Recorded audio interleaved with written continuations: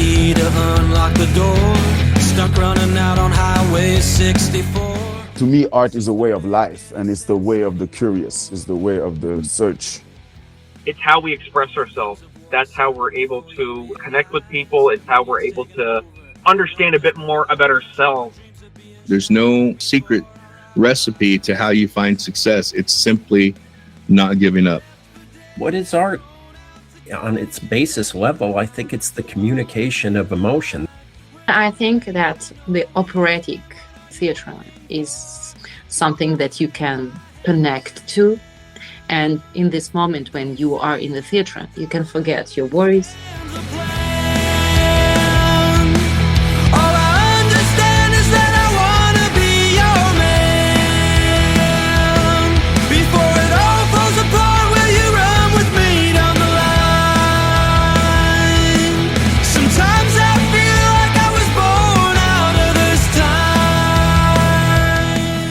I'm here today on the podcast with singer-songwriter Lee Isaacs.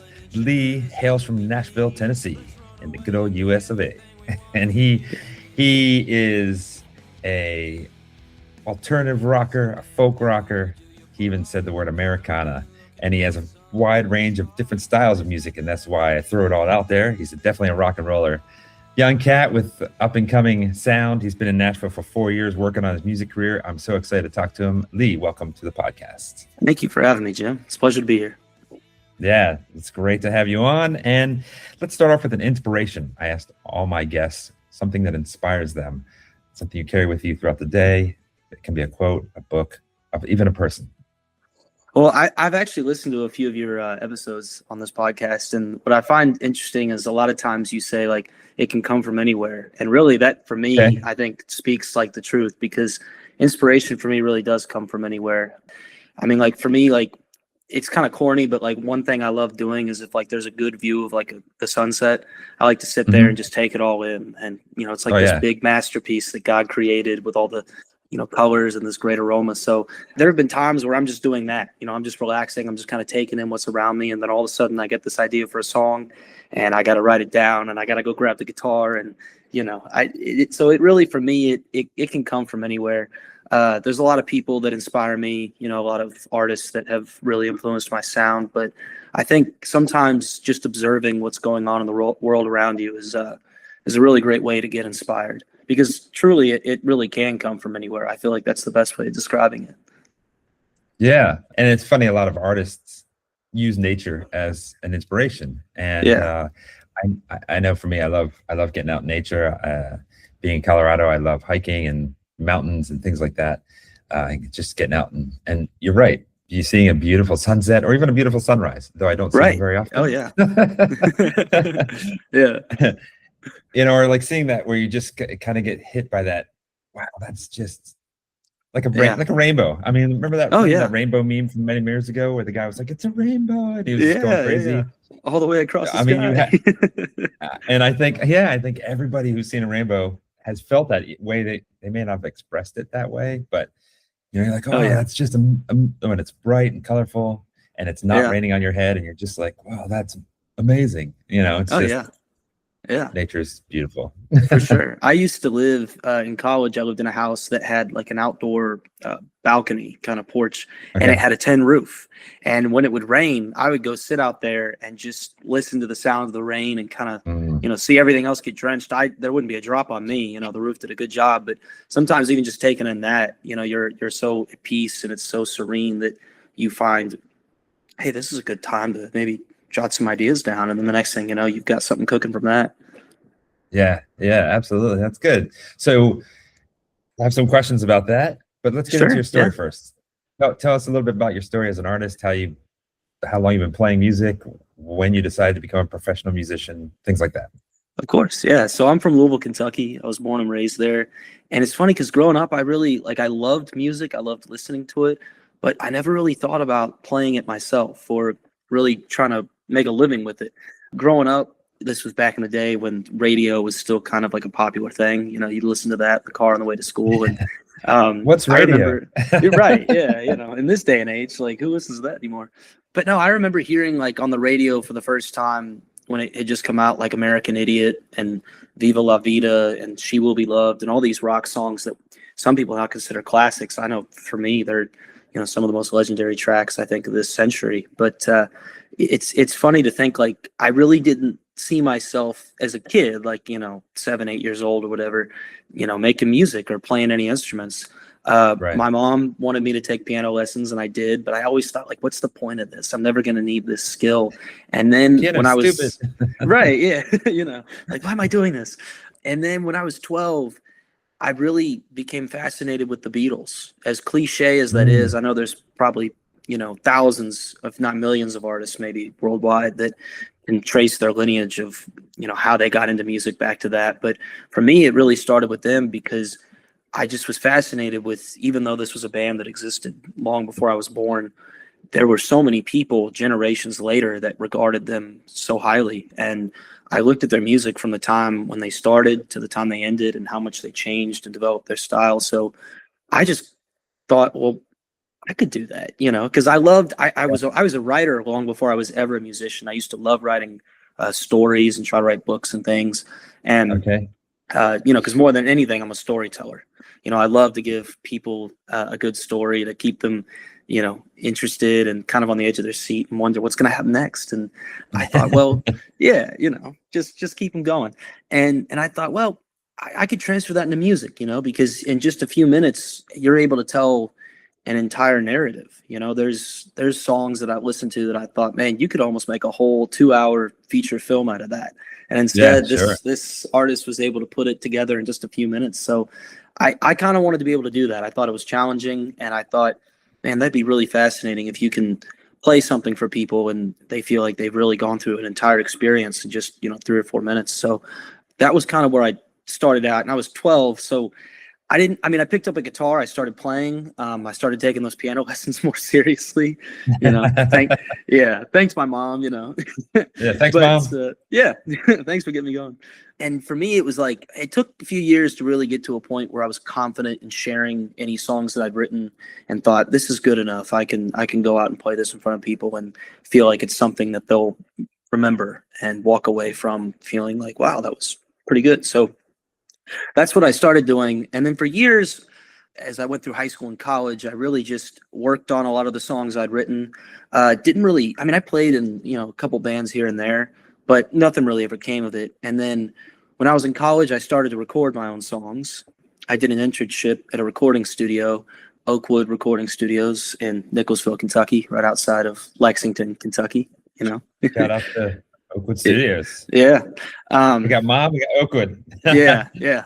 Thanks for the inspirations. And I just originally, just thought I'll make some demos. And then as I continued to spend time there and really learn about all that goes into the recording process, I thought, man, I'd really love to get a lot of these tracks down and mix them and master them and see where I can take them. So I recorded my first album there, and looking back on it, I think it was definitely a first trial run into getting into it. And, you learn kind of like, oh, I would have done this differently. Or, if I listen back on those songs and wonder, man, I'd love to see this with a different arrangement or whatever. But I loved how it came out. And when I graduated from the University of Kentucky in 2021, I moved to Nashville. I thought, well, what better place to come? I knew a couple people that were much further along in the industry, so to speak, than I was. And they informed me, they said, you can go to Austin, you can go to LA, you can Atlanta, you can go all over, New York. I mean, if you really want to kind of find a place where you're going to make connections and network well, go to Nashville. So I've been here for almost 4.5 years now. And I love it. Even still, it's a great place to call home. Wow, you give me a lot there. So did you play music like in high school bands or things like that? Like a little bit. Symphonic bands or? Yeah. Well, I was in the school jazz ensemble. That was one thing I did. But then I had a couple bands that I tried to form. When I say tried, I did form. And good guys. Good musicians, good guitarists, drummers, and guys that could really play well. But I don't think they were as interested in taking it as far as I was. I kind of always wanted to be in a band that was really tight knit, like a close family, and had great chemistry, and really got into the music really well, and was able to build on a lot of the songs. And I kept, like I said, bounced around a little bit. I played in a few different bands, tried to find something that stuck and something that felt like it was going somewhere. And then when I was in college, I didn't really play. I jammed with friends and like the fraternity I was in, there was some other guys that were also musicians that we get together and, someone's garage and literally just, have a garage band and be out there jamming for a while. The guys would come in and watch us. But it wasn't really till I got to Nashville that I started to kind of get serious with it, where I started playing out, live at bars and venues and places like that, and really showcasing my own songs. I think for a while I was just covering other people's, and I wanted to get to a point where I was able to share the work that I had written with other people. And I think that that's a gratifying thing. Yeah. Yeah. Makes me think of a couple things. Yeah. The guitar. Why did you choose the guitar? Like the piano is a solid instrument and gives you a good solid bass, I think, for most other instruments. But why did you go, okay, guitar is going to be my instrument of choice? Well, I think the basis of it was probably because it was the most mobile instrument. You can't really take a piano too many places. And it's funny because like when I got into really reading about, bands that my dad was into that I grew up listening to, like Led Zeppelin, for example, I read something where Jimmy Page was talking about, you can't really move a piano. I was able to walk around and take my guitar with me. And for me, it was like, well, yeah, I love the solos that I heard on a lot of my favorite songs. And the thing about guitars is you can run them through so many different features and effects that at the end of the day, it's like this thing that, if you have an acoustic, obviously you're playing with just 6 strings and you got to make it sound, as beautiful as you can. But you get an electric and you plug it into an amp and you run it through God knows how many pedals, and all of a sudden it's making all these sounds that just weren't possible if you just had the acoustic. So I kind of wanted to explore that. I wanted to see how far and how many different tones and sounds I could get out of it. It's something that I think, despite it's got, a particular amount of notes on the neck and everything, you can still, if you play well and you know what you're doing in the way of adding in stuff, you can always find new ways to make it sound different. I think that's what really drew me to the guitar. Yeah, I agree with you. I think that's cool that you can, with that kind of instrument, you can make it sound like so many different other instruments, otherworldly even. Yeah. You mentioned earlier the Beatles as a musical inspiration, which is funny. And I grew up never really liking the Beatles as a kid. I was it's not the music that it was of my time. And then as I think most people that I talk to who really like the Beatles, it becomes something as an adult or as a young adult, or like you find kind of later. And that was me too. I'm like, wow, as an adult, I'm listening to the Beatles. I'm like, I really like it. Like they're good music. And I don't know why. Like I still don't understand what it is about the Beatles. Maybe because they were sort of the first in many areas because they changed sort of genres and looks and sounds so often in such a short time. And today you have bands that do that they sound. You got this great rock band, and then all of a sudden they put out a completely different album, and people hate it, and they're like, "Oh, this is not at all what." Right. And I wonder if back in the '60s, if kids back in the '60s, or even adults, were like, as soon as the Beatles put out something like Sgt. Pepper, they're like, "This sucks. This is not the Beatles." You know what I mean? Right. If that's the case, I never thought Ringo was a really good drummer. As like hearing that, being a drummer myself and a percussionist, I'm like, his beats are simple, they're basic. Right. But I realized as an adult, and then learning more about him, that how good of musicians all 4 of those guys are, and how good of a drummer he really is. Yeah. Yeah. I feel like they developed as time went on. They all got a lot better. And it's funny you say, like, was this popular when it came out? Like another band that I really liked growing up was the Beach Boys. And, their big record that everybody, remembers them for is Pet Sounds. And when that album came out, people didn't like it. They thought it was way too different. And, it's kind of a reminder, like, man, you might pour your heart and soul into something and it might not initially get the best, response. And, eventually, hopefully in time brings people around to liking it and they appreciate it for what it is and the complexity of it all. But yeah, it is kind of fascinating how sometimes things aren't as well appreciated in their original release as they are later on. Yeah. Music's kind of like wine in that sense. Like, it is, yeah. good songs may not be good at first, but over the years they get better and better and better. And it's they age well. Pretty fast. your style of music. I've listened to a few of your songs. I've listened to some of your music, and actually the first song I listened to, I was like, he sounds like California surf punk, Blink-182 style, things like that. And then you have a lot of, like I said in the intro, a lot of more like kind of folk and alternative type of, you use the term Americana, and then I threw it out there as well. Yeah. Kind of, I don't want to say gentler songs, but more singer-songwriter type. Oh music. yeah, absolutely. And when I first came to Nashville, I didn't know what that term meant. I was like, what's a singer-songwriter? Like, how is that a genre in and of itself? And then, yeah, just from meeting people here in Nashville, other songwriters, and seeing other artists work and playing on stage with them and seeing them perform, I truly understand that it is a real genre now, because there's sometimes just there's simplicity in it, in that, you can get on stage with just your voice and a guitar, and you can tell a story that way, instead of it being this giant arrangement that requires all these pieces and instruments added in. And I definitely found that here. I heard a lot of people that I thought, man, and almost like seeing them play it like a writer's round, they would have a different sound than when they put the song out. It's got a full band and everything. So I think for me, like, my first song that I released a week after I graduated college was called Summer Nights. And it's funny, like, it's still the most streamed song I've ever put out, which, sure, it's the first one, so it's the oldest. But I just recently, I ran into some people that knew my music, that were fans of my hometown, and they were saying, like, I think that's still my favorite song. I was like, well, hey, as long as you like it, I think, yeah. With that, like, I loved like Nirvana a lot when I was a kid, and like you said, Blink-182. Like, I listened to Green Day a lot, and the Sex Pistols and bands like that, and the Clash. So I wanted to get this really heavy, fast sound, but I also, like I said, fan of the Beach Boys, and the whole song being a summer song and kind of talking about the joys of being, young and free and all that. I thought, man, interesting to make like a Beach Boys type of narrative to a song that is very much like, amped up and has got that feel of maybe a 90s kind of rock song. So yeah, I think I'm really always trying to pull things from everywhere. I guess one thing about me is I don't really stick to one style. It's not necessarily because I'm trying to see what works.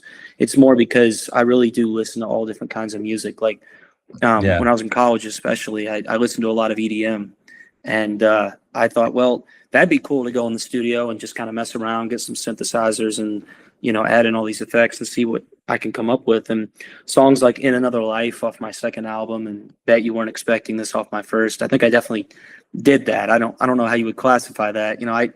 I'd like to say they're a little more along the EDM line, but some people would say that's more like techno, alternative rock or something. But yeah, I feel like when it comes to like writing songs and, making them, when I go in the studio and record them, I'm not always going for the same thing. If like living in Nashville, I've always been a country music fan, but since I've been living here, like, you're around it all the time. It's not the only thing here. There is a rock scene and a pop scene and all that, but I've definitely, I think, fallen into sometimes writing with a little bit more of a country aspect to it. That kind of honesty that Luke Combs puts out in his songs, where you hear it and you're like, wow, he really is going through the heartbreak, or he really is excited that he's going to see his friends for the weekend or something like that.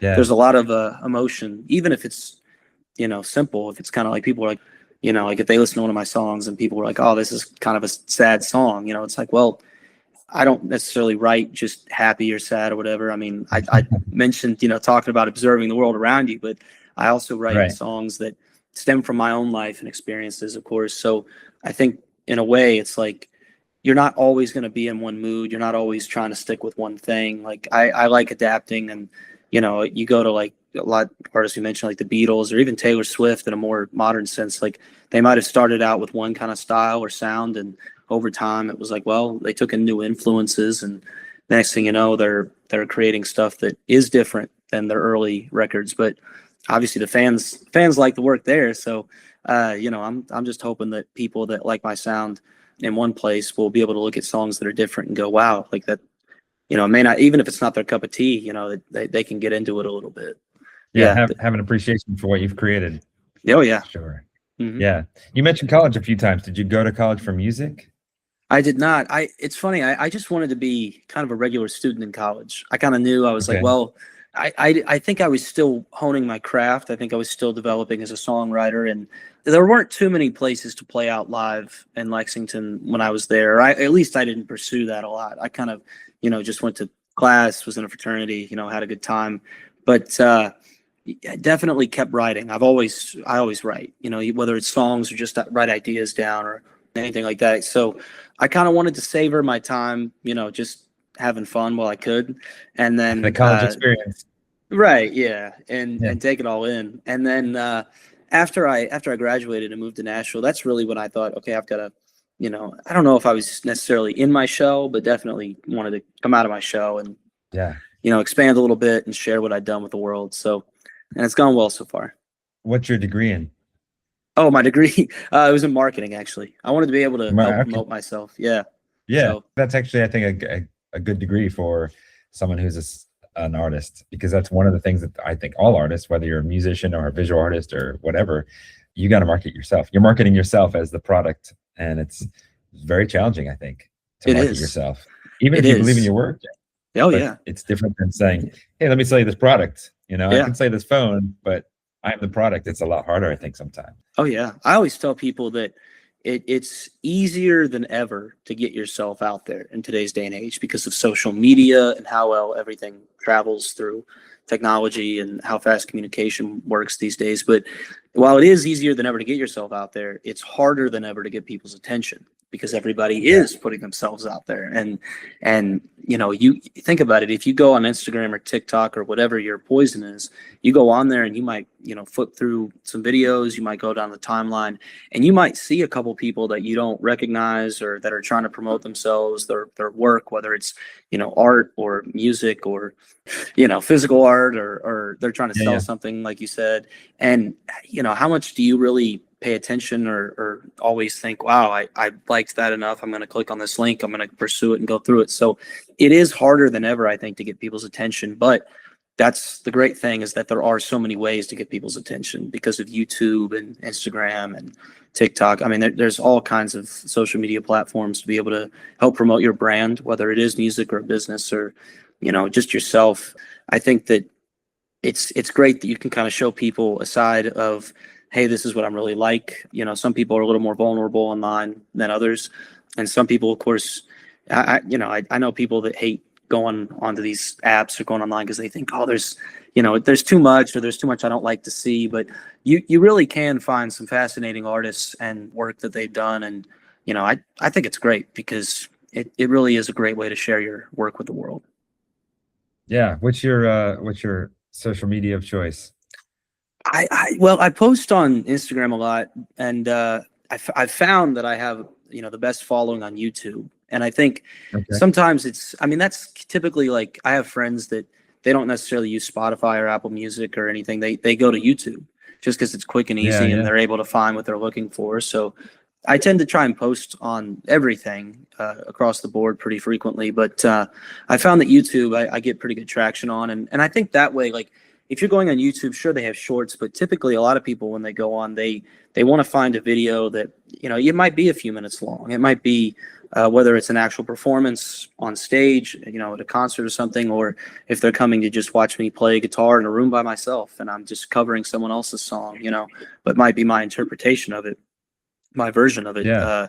I think people kind of like that. They like the intimacy, and they like being able to see somebody do something one way that might be done differently. So, and I use YouTube quite a bit. I kind of like seeing, like, oh, hey, I was listening to the Smiths or the Stone Roses, and the next thing you know, something for Oasis or another band pops up, and I'm like, oh wow, like, this is a song that I might not have heard before, or this is a performance I might not have seen before. So I definitely like to use it for music, YouTube. Yeah. Let's throw out real quick, because we mentioned it, people can, while they're listening, if they're sitting around a computer or on their phone, your Instagram is Lee Isaacs Music. Lee Isaac Music. And your YouTube, what's your YouTube channel? My YouTube channel is called Chords and Stories, which really stems from Chords and Stories. And that name came from when I first really got into, like, posting on it consistently, I was posting a lot of songs that were my own. I posted covers. I still do all that now, but I was also offering a background to a lot of the songs that I'd written. I would go into talking about, this is what the process was writing it. This is where the inspiration came from. This is who influenced it. And this is what the recording process was like. This is a friend of mine that played on the record, and this is who produced it. And this is the sound we were going for. And I'm pleased with how it came out. I hope you are too. You know, I kind of talked about it a little bit besides just playing it for people, not in the same video, but you know, there might've been like a songwriter series I did, and here and there for like the albums I was releasing. And, you know, I've written so many songs, and I'm constantly trying to record them and get them out to people because I want to move on to the next project. So, you know, I'm always trying to be, you know, keep progress steady and give people something else to listen to. Now, are you signed with a label? I'm not. I've debated it at times.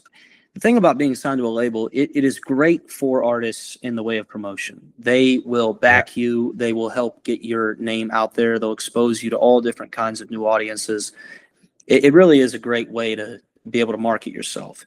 And of course, you know, you go into the studio, you're on their dime. You're able to make music maybe a little faster. Not that necessarily that's always the best thing, but it is a little more productive, and it's something that is beneficial. Of course, as you know, like that's the way it's kind of always been. If you want to make it anywhere, you kind of need a record label, and you need, you know, that company behind you helping to really support you and promote you. But in today's day and age, because of things like social media and streaming platforms for music like Spotify and Apple Music, you're able to not necessarily have to be signed to a label.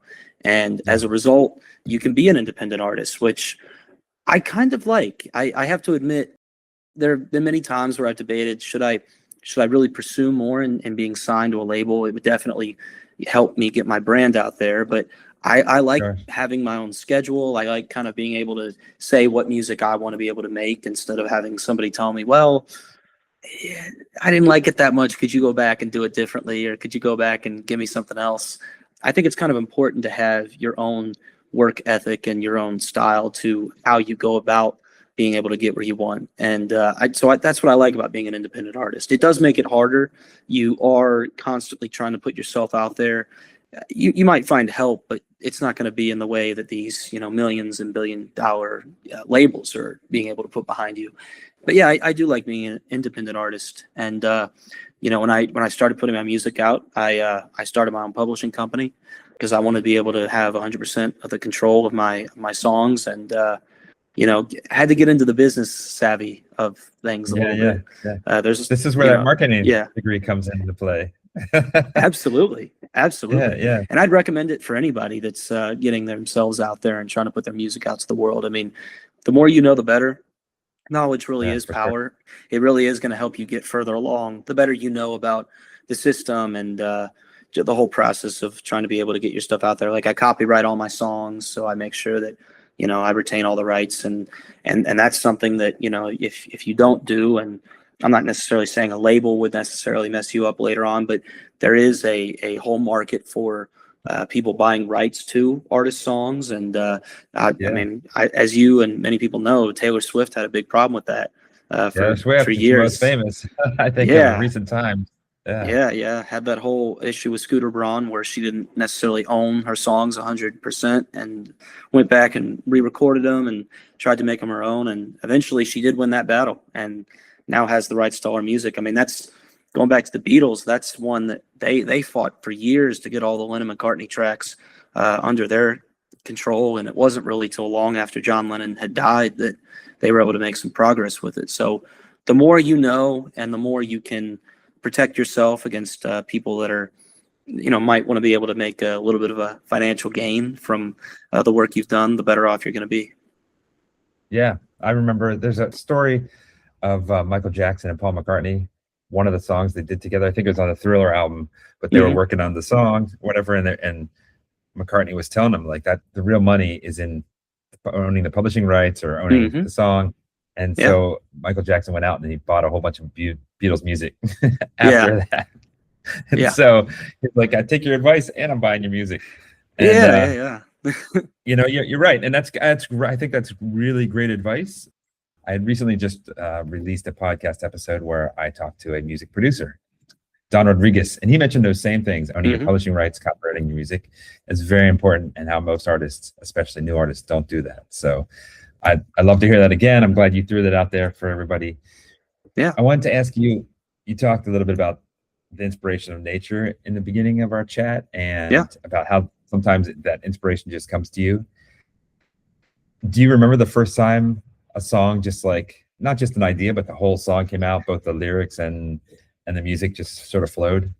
Yeah, I don't know if it was the first time, but like the one that sticks out to me was I was actually at a cousin of mine was having a baby shower in the basement of a church. You know, just, you would never think like this is a situation where you're like, oh, I got this song. And I was kind of just sitting there watching her open all her gifts and everything, and it was kind of wrapping up, and I don't know where it came from. You know, I always like to say when that happens, it's like you struck gold. You know, it's kind of like God just saying, hey, here's this idea, take it and run with it. And it does start with just like, oh, I hear a couple lines, or I've got this idea for the arrangement, how it should sound, what the melody is, and all that.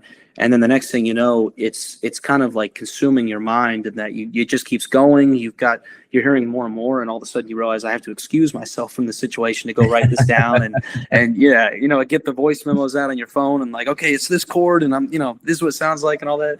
And I've had that happen several times. I mean, going back to the sunset thing, years ago, I was staying at a friend's place that he had a lake house, and I just remember, you know, one day being down on the dock that, you know, was on this big lake, and the sun, it was kind of an open area, and the sun was setting way off in the distance. And, you know, I'm just sitting there watching, you know, this gorgeous sunset, and all of a sudden I'm like, wait, I got this great idea for a song. And, you know, it might start out as just the first verse or the opening, and then the next thing you know, you're kind of playing along with it. You're kind of like, okay, you can hear it in your head, no one else can, but you're like, I know where this is going. And the next thing you know, I had a whole song, and that instance was quite literally, I named the song "Watching the Sunset," which you know, is still, I mean, that's still like one of my top songs on Spotify. People have really seemed to love that, and that's something, you know, like I say, you strike gold. You have no idea where it's coming from or necessarily why it's coming to you, but you know, you're going to take it and run with it. And it's funny because I've actually heard other songwriters much more successful than myself, like Noel Gallagher, for example, who was the guitarist for Oasis. I've heard him say that in interviews, where he was like, I don't know where it came from, but it came to me, and I just took it as, well, I got to get it out of my head and get it out to the world. And I've heard that tale or similar details about that from a few different songwriters that have, you know, been very successful. So it is strange where it comes from. I don't really know. It's not always like that. Sometimes you do have just an idea, you put it down, you come back to it later. I don't want to say like have writer's block, but you might not necessarily know where to go with it. You might not know what it needs next, but it is always incredible when you can write the whole thing down. You know exactly what it's supposed to sound like. One of my most successful songs, which is still a top song on Spotify, it's when we made the music video, it got the most views of any video I'd ever put out. It's called Runaway Romeo. And similar thing, I was sitting on another dock on another lake, you know, kind of like as the sun was setting. Not that all my songs come from this, but I, you know, just kind of like at a point where there was no one around me, and I was able to focus, and I wrote the whole thing in just like, I don't want to say like 5 minutes, but pretty, you know, briefly, and was just like, wow, I know what I need here, and I know what the arrangement needs to sound like and everything. So it always is beautiful when that happens. It's a really special moment because you know that you have this great gift that was given to you. You know, I like to think it's from God. Some people might think it comes from, you know, and I don't know, insanity or someplace, but it comes to you somehow. And, you know, you got to take it and run with it. Sort of inspiration. Yeah. Which comes first, the song, the music, or the lyrics? And like, that's a great question. It is. I'll say typically in recent years, it's more the music. I tend to find like a good chord progression or a nice melody that I like, and I think, okay, what lyrics would fit this, or do I have an idea already that might go along with this sound? Of course, there are times where, say, I just write, you know, like a poem, or I might have a little like I guess short story, if you will, where like, okay, I got this idea. Like that's kind of how it was with Runaway Romeo. I wrote the whole thing out lyrically, and then, you know, then I was like, okay, I think this is what it needs to sound like. I think these are the chords and the notes that I need. And, you know, so it is a mix, but I do feel like lately my writing style, especially for songs, it tends to start a little bit more on the music side. And then I might go pick certain ideas that I've jotted down, and so go, okay, well, that works for these two lines, and then oh, that can follow this. And it's not necessarily always about trying to rhyme or trying to make it go together, but sometimes it really can just be like, okay, I've got several pieces from all these different places, and how do I put them together? And then other times it's like, wow, I have this great poem or this great little short story. Now I just need to put some music to it. So you're right. It is a little bit of a mix of the two. Right on. We talked a little bit earlier about radio, and I know like I don't know if kids today listen to radio, but like, when we were kids, you mentioned even listening to radio, you'd hear a song, you'd run out and you'd buy the album, cassette, CD, whatever it is, whatever era. Yeah. That's how we discovered music. And, today we've got the internet and music is discoverable everywhere. As far as marketing, you mentioned YouTube. And it's funny because when you started talking about YouTube, I thought of, you listen to YouTube. I'd put in some genre, or like even I'm like, oh, what's hot today? And I put in some keywords and then just let it stream songs after songs, and also videos. I always thought, I grew up MTV generation, and before it was not videos, when it was still videos, and I thought videos were dead. And it amazes me that people still will do a huge production video. And so you've talked about that a little bit, about making videos, and just like music, anybody can, today, even with your phone, you can record a really great video. When I started writing songs, or when I started releasing songs, I guess I should say, I never really thought too much about making music videos. I kind of just thought, well, I'll put the music out there and let the audience, think what they can for it. And then after about a year of doing that, I put, some singles out, put my first album out. I was working on a second. I thought, I actually had somebody that used to film TV shows that was, working, they had their own production company and, filmed a lot of commercials. And so they had a good crew and a good production staff. And they approached me, they said, we like your music, would you be interested in making any of your songs into a video? And I thought, well, that'd be interesting. And so we filmed, the first video I did was Summer Nights for the first song I put out. And, that was I say a big production, in that we got a lot of people to be in it because we wanted it to look like a big party, and have everybody like jumping in the pool and have this big bonfire. And we had a family friend my family did that was like the assistant fire chief in the area, and he was like, oh, we can get this big get a lot of this wood together, make this big fire, be no problem. And I've always had friends that are, not all of them, but some of them are like, oh yeah, like I have this place I'd love for you to film, like we should try filming it out like here at this this cabin or whatever. And it's a fun process. It can sometimes, you're right, it can just be you and a phone camera, or sometimes just you and one guy holding the camera. But other times it's like, man, how many people can we get in? What kind of story are we trying to tell? Like Summer Nights was really just people having fun on a summer night, as simple as it is. And then the next video I did was Runaway Romeo. And for that one, like I had this exact vision of what I wanted it to be. It's the most ambiguous song I ever wrote. It tells an interesting story, but it leaves a lot of kind of ominous details to the point where you're like, okay, like what is going on here? What is this meaning and all that stuff? Not that I was necessarily trying to be as ambiguous, but it does leave a lot for the mind to think about, and it's pretty thought provoking. But for the story, I was like, well, I want it to be the main character. He's out kind of for a night jog. He's kind of just trying to run to clear his mind of things that are clouding it.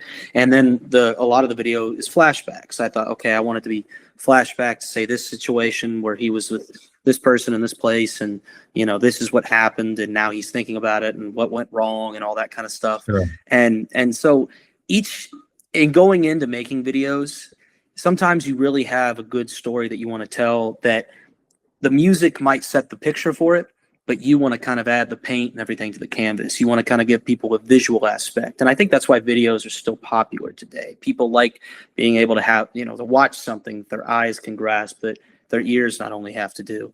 I definitely, I think, try to give people something interesting to watch. Sometimes I go in and it's like with Runaway Romeo, I mentioned, like I knew exactly what I wanted it to look like.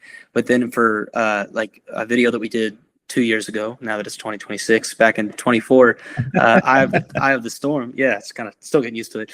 But for Eye of the Storm, I had a friend that graduated from UK with me the same time, and she's now out in LA, and works on short films, and she's getting into the industry out there. And we kind of talked about it over the years, like, oh, wouldn't it be great if we got together and did a project together? And she was available at the time, and so we filmed it back in our home state. We're both from Kentucky, and we found she had a friend that had a big property and said, yeah, we could get some great shots here in this barn, and then this in front of this house, and with this lake in the background and everything. So I recruited some friends and said, hey, would you all be cool, coming to shoot for a few hours, which turned into an all-day thing. But the video came out really well, so no complaints there.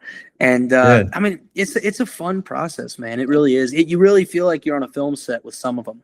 And of course, with that one, I just kind of thought, well, the whole song's about life is chaotic, and sometimes you get really caught up in the stress of it all. And Eye of the Storm, quite literally, where the title came from, is like, when you're in the eye of a hurricane, it's the calmest place, and you're kind of in the middle of all this chaos, but you're in a point where you're, able to have peace. And so for me, it was like, well, what if that's a, metaphor for the weekend in a way? I'm kind of alluding to that in the song. And so I told her, I said, it'd be interesting if, like, I'm kind of just up playing the song with, like, my band, and there's another story going on out in the crowd or something. And she thought that's a great idea. And she kind of took that idea and ran with it and said, okay, we're going to put this in there. We're going to do that. And when it comes to making videos, it's nice to sometimes have a little bit of input from other people, and Sure. it doesn't always have to be on you. Yeah, there's a great collaboration with it. And so I've had videos like that, and then a video that I released actually a year ago, a song called It Goes Without Saying, which is off my third album, and is right now I think it's on my top 10 in Spotify. Like, it's one that is a little slower. It's that kind of ballad feel that you were talking about earlier. And that video, I mean, I kind of knew, I was like, well, I'd like it to look like I'm in the studio recording it. And I told the guy that was filming, and I said, he's a buddy of mine, I said, could you just kind of walk in circles around me? I know it sounds kind of dumb, and then we got to the studio where we were going to film it, which is not a real recording studio. It was just like a film studio. And we got it to look kind of neat with the lighting and everything. And they actually had a rig hanging from the ceiling that you could do that with, that went the circle. Oh, and nice. he did one lap with that and went, I know exactly what you're going for. I know exactly the feel of it. And the whole video is just that. It's just me playing and singing and the camera going around. But I think it kind of gives it that intimate feel, which is what the song needs. It's not necessarily showing what is going on in the song. The song's a little more intimate, kind of, talks about like that one-on-one kind of situation. But I think with the video, we did an interesting, good job of like showcasing, like, there is the intimacy there. There's the kind of, beauty of just taking in the song rather than try to get all flashy and, throw in all these details, and people are going, wait, what was that in that last shot? Or, anything like that. So sometimes you really do have a lot of great ideas as to, the overall scope of it. But other times, you can kind of wing it and think, wow, we got something down that actually works really well for, what the song's trying to portray. Sure. And you mentioned something interesting about music being the canvas, and then everything else you add is the paint and the brushes and all that. And I used to say that about photography when I got it really into digital. Yeah. Like the photo that I take is just the canvas. Yeah. Let me put it into Photoshop and work with it and manipulate it, and create the masterpiece from that raw photo. Oh, yeah. And so it's interesting that you said that about music and like creating music videos, and you have the music as the canvas. Yeah.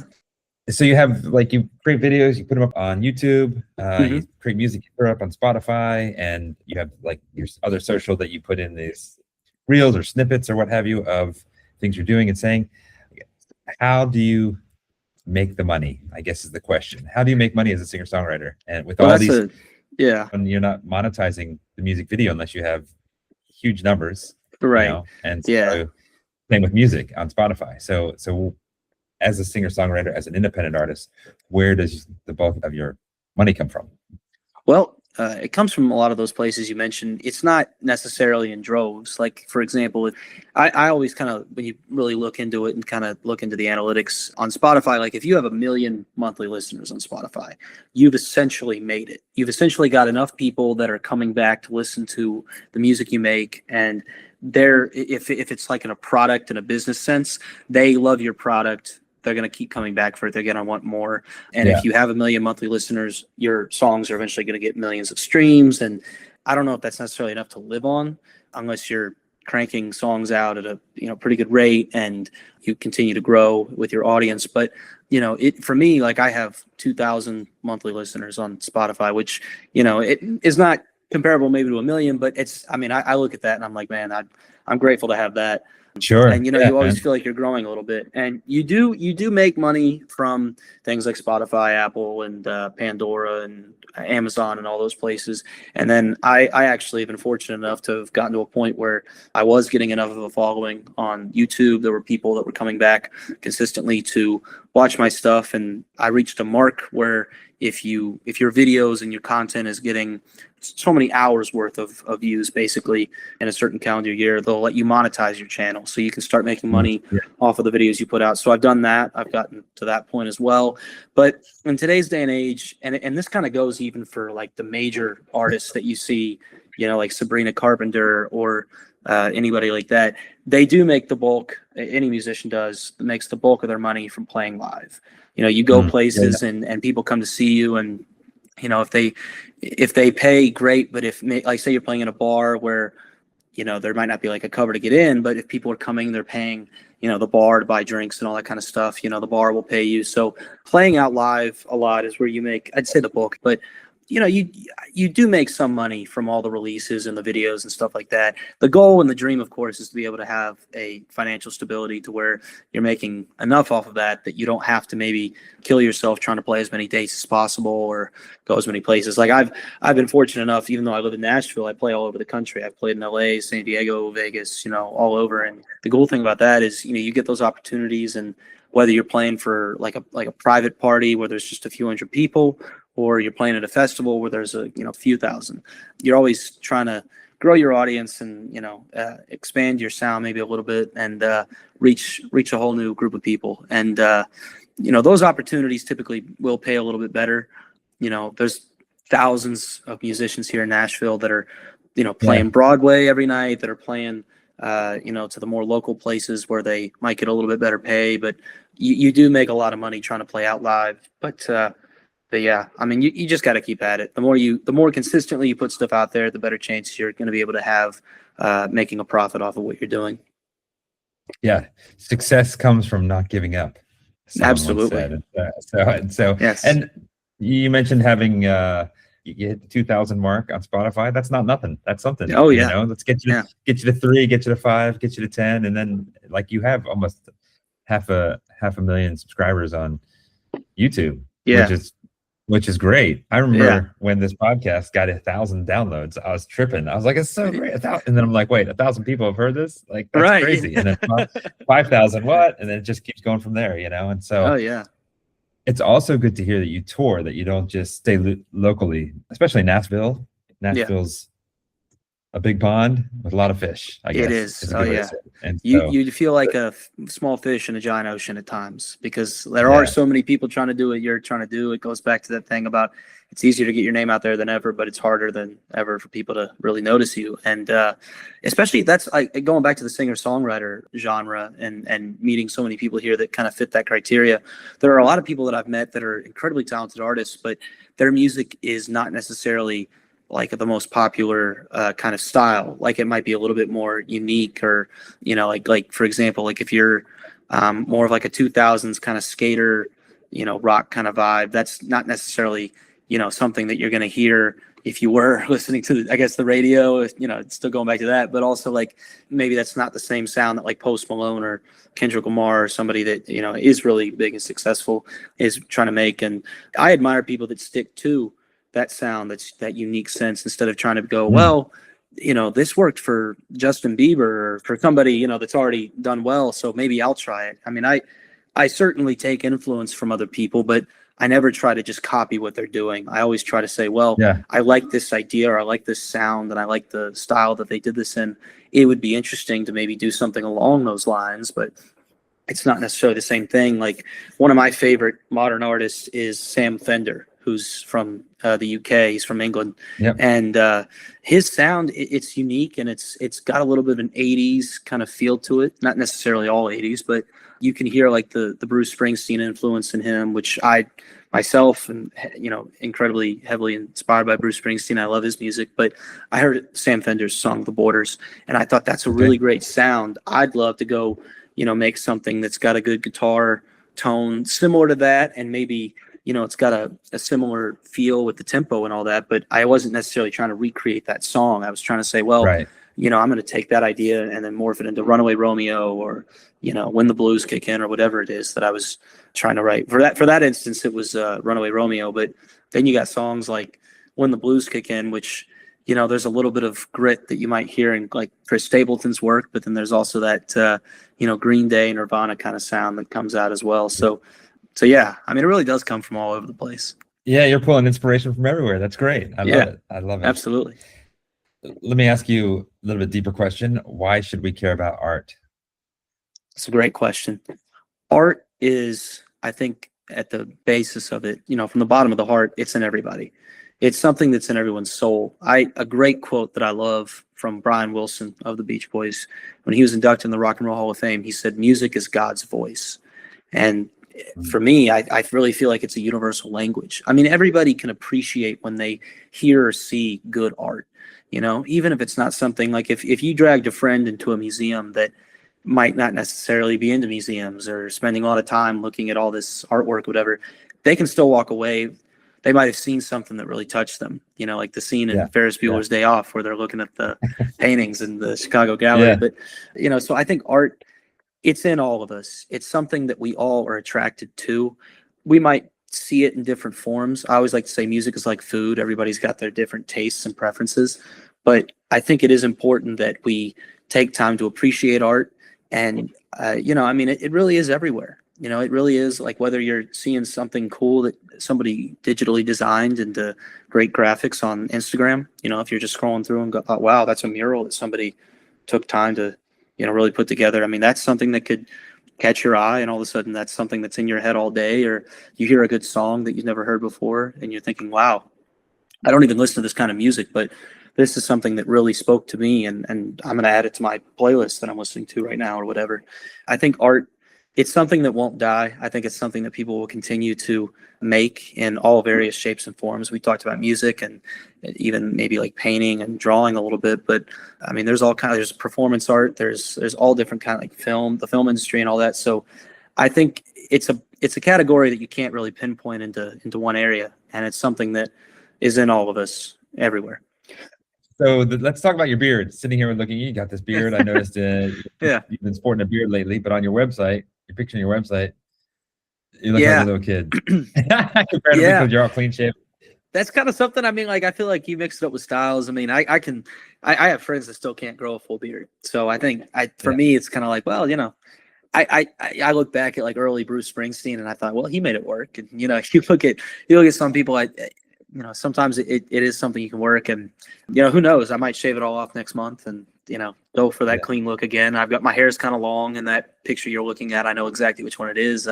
It was when we were shooting Summer Nights, and I did have shorter hair and definitely I think looked a little younger. It's funny you mentioned like look like a kid. I've had people that tell me, they're like, man, you look 14 in some of these pictures and posts and stuff, and then in other things, it's like here I am with the beard and everything. I think maybe that kind of goes along with like I don't try to stick to one style. I think and you'll hear a lot of artists, whether it's in music or painting or whatever kind of art, filmmaking and all that kind of stuff. You hear artists that say they don't want to get almost like typecast, like they don't want to get stuck in one area where people just expect them to make the same thing over again, but maybe a little bit different and, have a little bit different sound or different feel to it, but it's still the same similar kind of story or process. And I can't get behind that. There's an old saying where it's like, don't always stick with the formula. You might have a formula that gets you success in the beginning, but if that was the case, you would have never seen bands like the Beatles, Beach Boys, and a lot of great bands, Queen or whatever, that didn't stick with maybe the sound they had early on. Maybe they developed as time went on and they thought, well, let's try this. I've got this idea, let's throw a sitar in this rock song, or let's slow it down and, give it a banjo or something. And I think I'm always trying to do that with my music. Like when I went to record Watching the Sunset, I'd sat on it for about a year and I would play it out, when I'd play around Nashville and see how people liked it. It always got good reviews. It always got people giving good feedback.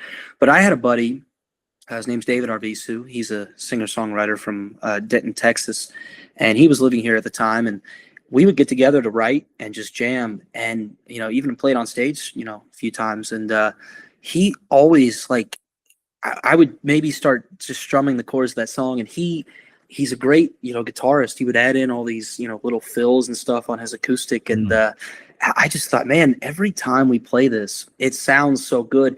And it's better because he's adding in this stuff that maybe I wouldn't have thought to put in. And so when I went to record the song in the studio, I told him, I was like, you're coming with me. Like, I want you to play on this.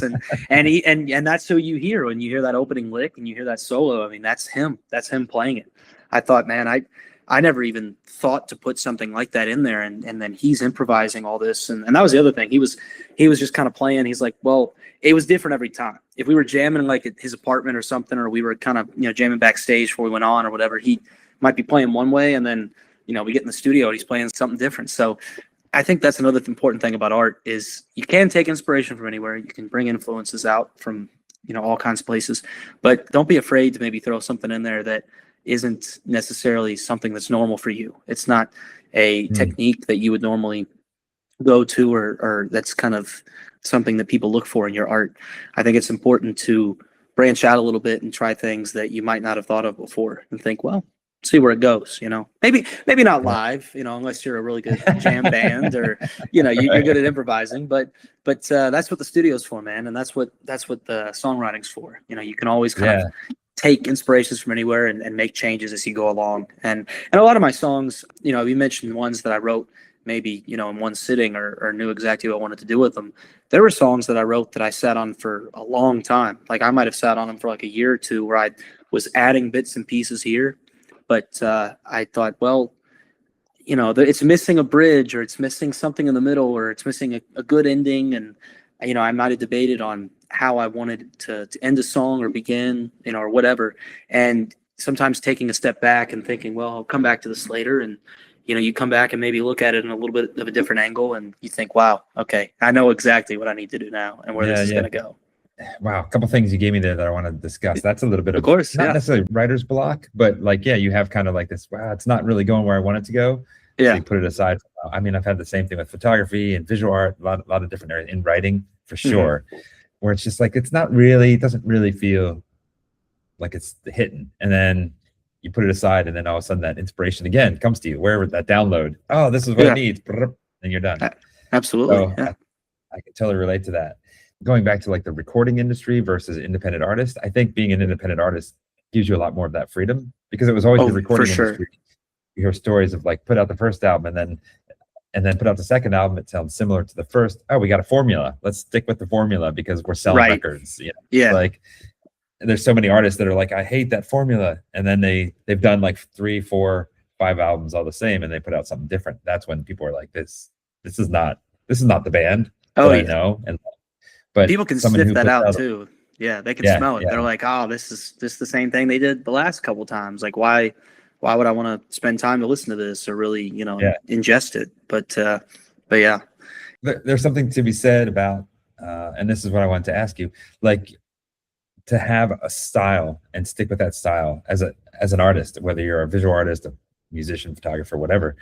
And for me as a photographer, I didn't have a particular style. I was always trying to do something different and always trying to learn and grow and evolve my photography. But then you become, I don't want to say less recognizable. And I think maybe singers are different a little bit because you have your voice. So once your voice, you have that recognizable voice, people hear the song and it may be a different genre, but it's like that sounds a lot like that Lee Isaacs guy.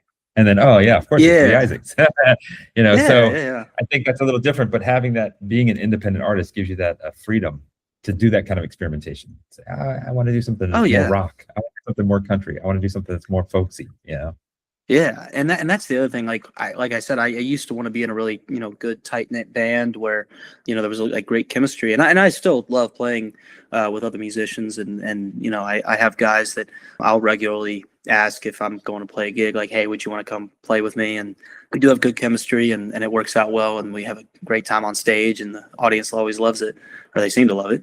And so there are times like that, but like, one thing about as I've gotten older, and definitely since I moved to Nashville and started my journey, is I do like having the freedom to be able to determine what kind of songs I want to write, how they should sound when I go in the studio. Again, taking feedback and constructive criticism from, say, the producer or whoever else is present at the time. But, you know, at the end of the day, you know, you make the ultimate decision, and you kind of think, well, this is the sound I'm going for. This is what I want it to sound like, but also this is the story I want to tell. And this is the arrangement that I think is going to be able to get me there and get the song where it needs to be. I like having that aspect. I don't have a problem with compromising, especially when you say write with other people and you collaborate on a song.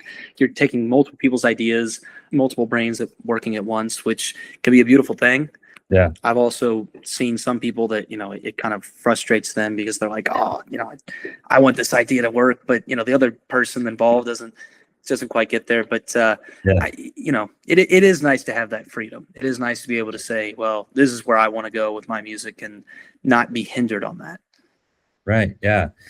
You talked about how you played covers and it took you a while as a young artist to put your music out there for people. For anyone listening who's like, wow, I want to be a musician, I want to do it. It can be very nerve-wracking to get in front of people and play. Do you remember back to the first time you performed live on stage for people? Oh, I was in high school. I did an open mic at that a friend of mine put on, and I think I was the only guy that got up on stage that night. I think it was all like girl singers, and they were all incredible. You know, had these great voices, and I get up there with a guitar, and I'm, you know, trying to play the song. I remember the song I played was "Collide" by Howie Day, and you know, got a good cheer from it. You know, the audience was clapping and everything when I was done, so I guess I did all right. But you know, it is nerve-wracking. It's funny, like I've had people ask me, you know, do you get nervous before you go on stage? And the answer is every time. Every single time. It's a natural human reaction. Like you're put in front of a lot of eyes looking on you. Everybody's got their attention on you, and you feel like you feel the pressure. It's like, oh, I gotta be on. I gotta, you know, produce. I gotta make sure that I, you know, hit my mark and don't mess up and all that stuff. The nerves are always there. You always feel a little anxious. Right. And I have friends that are like, they'll go have a couple cocktails before they get on stage, you know, kind of loosen them up and make them feel a little more relaxed. And that can work too for some people, if that's your thing. You know, I think really for me, like once I get going, once I'm a couple minutes in, usually past the first song, because you get through one song, you're like, okay, like I'm in the zone. Like you feel comfortable, you feel very much relaxed, and you're like, oh, you know, at the end of the day, it's no different than playing in your bedroom. Sure, there's all these people, you know, watching you, and you feel like, okay, I've got to give them a good show, and you know, they came here to see me, or they're here, and I want to be able to impress them. But I think for anybody that gets up on stage, it's don't ever feel bad that, you know, you're nervous and stage fright's real. You know, I know that some people get it worse than others, but don't ever feel that that's something that should keep you from being able to get to a point where you're able to play, you're comfortable in what you're doing. I mean, because at the end of the day, you know, this is something that, you know, hopefully you've prepared a lot for, and you've practiced a lot, and you know what you're doing. You know, like I say, it is no different than playing in your bedroom by yourself. You know, it's just, you know, your capabilities, you know, your skills, you know what you're there to do. And for me, it's something that is always there. I would love to say that, you know, it goes away. And I mean, maybe if you did it night after night and say for like a week or something like that, maybe you are. By Saturday, if you started on Sunday, you know, you're not as nervous. But I feel like there is always a little bit of nerves that come to the question. You do feel a little anxious. The first music festival I ever played was a few years back in San Diego, or outside of San Diego. And I was opening up for Flo Rida and Ice Cube. Which is like, I was playing in front of a couple thousand people, had never played in front of an audience that big, and I was doing jumping jacks backstage. I was like, okay, like, you know, ready to go and all that stuff. And my manager was like, you know, you're gonna be fine. I was like, I know I'm gonna be fine. I just gotta get the energy was built up, and you know, last second there's like a couple thoughts going through your mind, like, what if I mess up, you know, this line, or what if I get the lyrics wrong, even though it's a song you've sung hundreds, if not thousands of times. And, you know, I'm happy to say the gig went well, no mistakes, no mishaps, no getting lyrics wrong or messing up cues or whatever. But it can be nerve wracking. But it's important to remember that you prepare yourself and that you're ready to do it. Yeah, for sure. In a situation like that, you're a different style altogether than. And that was part of what was going into it. I was going, man, these people are here to see some really great rap and some, because I was thinking, man, I grew up with Flo Rida. You know what I mean? Like I remember going to parties and you'd hear, Right Round and Low and all those great songs. And you're like, how does I'm up there with a guitar, you know what I mean? I'm like, okay, I'm playing, this song that it goes back to that country folk, it's much right. Yeah. Yeah. It's like, how do I, and interestingly enough, people loved it. It went over well. No one threw tomatoes. So yeah, that's good. That's good. I did a performance for New Year's, a meditation. I played did a gong bath performance, and it was a whole meditation experience, and with singing bowls and whatnot, and maybe for 115 people, something like that. It was more than 100 people, and I don't think about what's going to happen before I play. I don't think about the people in the audience, whatever. But then as soon as someone says, "Are you nervous?" Because someone asked me, they're like, "Are you nervous?" Yeah. I'm always like, "Wow, no, I wasn't." But now start feeling it. The butterflies start coming. Yeah. Oh man. Yeah. But I always find this goes back to playing sports. I played soccer, and the best game I ever played was the one I was most nervous in front of, before I played. And I always find if the nerves don't get control of you, they kind of fuel. I think there's a bit of fuel to nervousness that, you said, once you get out there, you play a song or two, the nerves go away, the butterflies go away, and then you're like, I'm moving, I'm jamming, whatever it is, So yeah. And it's funny. I appreciate that you mentioned that. Yeah, I feel like when I go to play a set, say of all originals, and it's just my songs, I always try to put songs at the very beginning that are so good that I'm like, even if a mistake is made or there's one thing off or whatever, just from that, anxiousness at the very beginning, no one's going to either be able to tell, or it's too good a song that people are just going to kind of be into it. They're going to be moving or whatever, that they're not really going to be like, oh my God, this guy's not as good as I thought or whatever, and you can't let what other people could be thinking that you don't even know intimidate you. You got to stay in your own headspace and stay focused on what you're trying to do instead of what this random guy in the audience is, looking at you and what is he thinking? You just got to stay focused on what you're doing. Well, we talked about it earlier. Let's throw out the socials website. Your website is leeisaacs.com, and it's plural. Isaacs, ISAACS. Isaacs. Yes, sir. leeisaacs.com. Yeah. You got the socials, Spotify. You got your music on Spotify under Lee Isaacs, and you said Instagram is a big place for you, which is Lee Isaacs Music, and YouTube. I just did a YouTube search. Lee Isaacs came up, so you're there. Chords and Stories. Lee Isaacs. It's great, man. So any other socials you want to throw out there? Are these kind of the main places people can find you? I'm on TikTok too. That should just on the top. That should also just be Lee Isaacs, which. That's Lee Isaacs Music as well, actually. Okay. So if you want to look for me there as well. Yeah.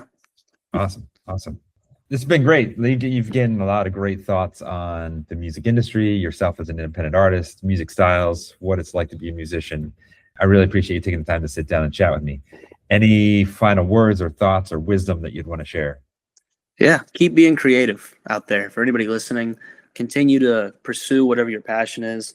And even if it's not something that maybe is popular with other people, if it's something that you like and you feel like, it's helping fill your own soul, keep going down that road. Make sure to always keep creating art and finding inspiration out there in the world. That's great wisdom. Let's leave it right there. That's fantastic.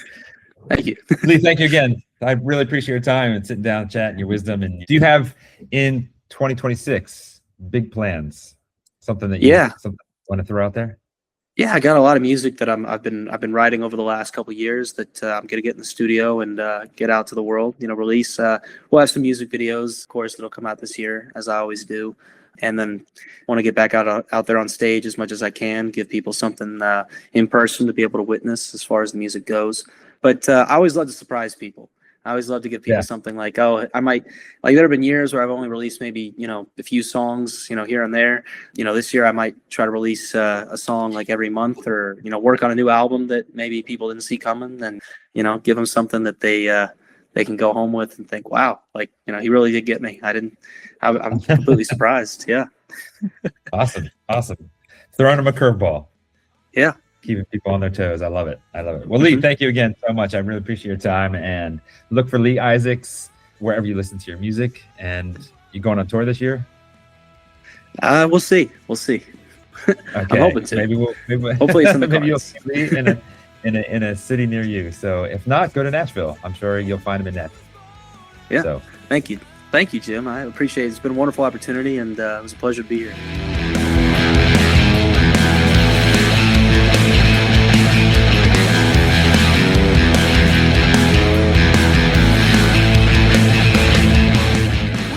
the music for this episode of the podcast is the track Born Out of This Time by my man Lee Isaacs, of course. Who else would it be? It's also from the 2024 album of the same name, Born Out of This Time. I love that track. Listen to it. Listen to Lee Isaacs wherever you listen to your music. He's on the Spotify. He's on the Apple Music. He's on the Pandora. Lee Isaacs, Born Out of This Time. I am Jim Wills, the host and producer of the Art Unknown podcast, and I want to thank Lee Isaacs and all of my past guests. Without you, the Art Unknown podcast would not exist, and that goes for you too, my wonderful family, friends, and fans listening in your earbuds right now. Thank you once again. Now get out there, enjoy this beautiful, amazing day. Take care of one another, and remember to feed your soul with art.